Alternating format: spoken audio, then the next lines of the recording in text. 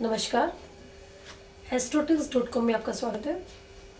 आज हम मांगलिक दोष के बारे में बात करेंगे। मांगलिक दोष के बारे में बहुत सारे लोगों ने बहुत सी बातें कही हैं। भारतवर्ष में मांगलिक दोष कई दो तरह से माना जाता है। उत्तर भारतीय जो पत्ती है उसमें पहले भाव को, चौथे भाव को, सातवें भाव को, आठवें भाव को और 12वें भाव को लिया जाता है। लेकिन जो दक्षिण भारतीय पत्ती है उसमें दूसरे भाव को भी मांगलिक दोष के लिए लिया जाता है। मांगलिक दोष का क्या अर्थ है? मांगलिक दोष का अर्थ ये है कि जब कुंडली के 12वें भाव में, लगन भाव में, चतुर्थ भाव में, सप्तम में, अष्टम में मंगल स्थित है, उस स्थिति को मांगलिक दोष कहा जाता है। मांगलिक दोष को बहुत बुरा माना जाता है क्योंकि मंगल जहाँ स्थित होता है वहाँ उस भाव से संबंधित फलों में कुछ न कुछ तोड़फोड़ वो मचाता है। मंगल दोष अगर किसी की बच्चे की कुंडली में है तो उसके जीवन साथी की कुंडली में मंगल दोष उसी जगह पर होना चाहिए।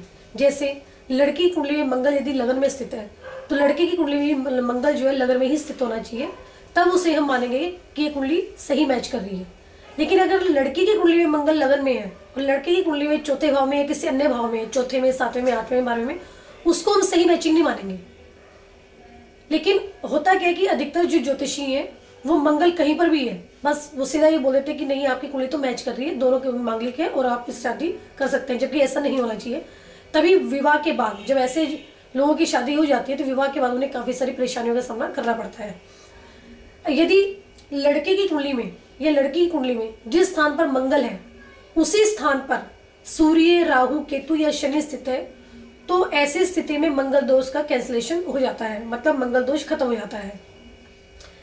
मंगल को क्यों इतना हम लोग खराब मानते हैं? क्योंकि मंगल जिस भाव में बैठा है वहां पर वो कुछ न कुछ तोड़फोड़ करने का काम करता है और मंगल को बहुत ही ज्यादा उपद्रवी प्लैनेट कहा गया है, बहुत ज्यादा एग्रेसिव प्लैनेट है वो। इसलिए मंगल को शांत करना, और जितने भी हमारे ग्रह हैं सबसे ज्यादा पापी ग्रह मंगल को माना गया है, इसलिए मंगल दोष का निवारण करना बहुत जरूरी है। लेकिन इसको मंगल दोष को लेकर बहुत ज्यादा भ्रांतियां हमें नहीं पालनी चाहिए। मंगल दोष के कुछ उपाय हैं, लेकिन आज के एपिसोड में हम मंगल दोष के बारे में थोड़ी सी कम शब्दों में चर्चा करेंगे। आने वाले एपिसोड के बारे में हम काफ़ी ज़्यादा चर्चा करेंगे इसके बारे में। मंगल दोष यदि किसी बच्चे की कुंडली में है तो उसका सबसे और सरल और आसान तरीका क्या है कि मंगल के मंत्रों का जाप करें, हनुमान चालीसा पढ़ें, या फिर मंगल का एक छोटा सा मंत्र है ओम अंगारकाय नमः। इस मंत्र का जाप शाम के समय 108 बार करें। इससे मंगल दोष का जो निवारण है वो काफ़ी हद तक हो जाएगा।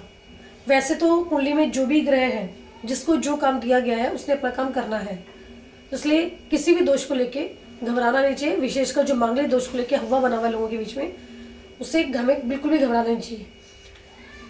सिर्फ कुंडली मैच करते समय ये ध्यान रखें कि जिस भाव में लड़की की कुंडली में मंगल है उसी भाव में लड़के की कुंडली में मंगल हो, या फिर पाप ग्रह कोई बैठा हो जिससे उसका कैंसिलेशन हो जाए। नमस्कार।